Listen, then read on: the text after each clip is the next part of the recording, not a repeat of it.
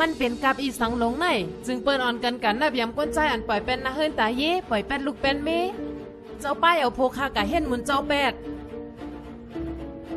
เจ้าได้มันเป็นกวนเปียดแหลนหลวงใส่ตะเปเจ้ามาหนีอูพุ่งเสียหยอกเอาก้นหนุ่มก้นกำเฮาป้ากันกว่าเฮ็ดมุนเจ้าแปดหมดกวนเปียดแหลนหลวงเจ้าเจ้าในถูลีไรญาติตานก้อยจึงว่าเจ้าสอนเปิ้นให้หมอมีเมตตาในละก้อยกาตั้งเฮ็ดเจ้านายเจ้าเป็นคนมีเมตตาอยู่เตหาได้ตักกะเอ้ยบ่สู่ปันโคตอนตีก้นก่อนหนึ่งก้อยกามันอ่ำเอาโคตอนอันนั้นเตตกเป็นตอนตาเพลาสู่จามตอบปันเฮาเจ้าต้วยรู้กองยาขาขึ้นก้อยมันก็เหมือนอันสู่ว่าหั่งเฮานั่นยาวย้อนเปือเฮาเจ้าอ่ำหับเอาแล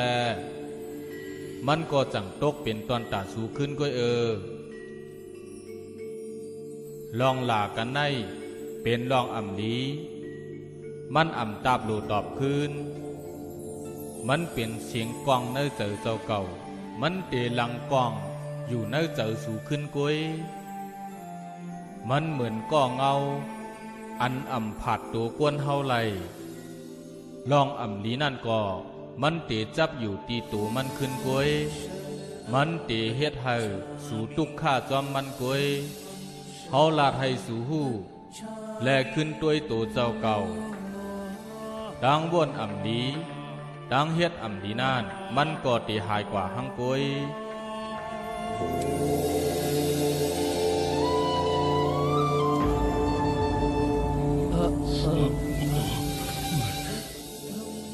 พระเป็นเจ้าเฮาค้าเจ้าปันป้อนต่อก้นอันว่าให้ดีเจ้าเฮาเจ้าในเป็นผู้ยิงใหญ่เตี้ยเมื่อแลเก่าเจ้าในอ่ำมีตีเปียกเปิงสังกันเมื่อเก่าเจ้าตื่นเย้า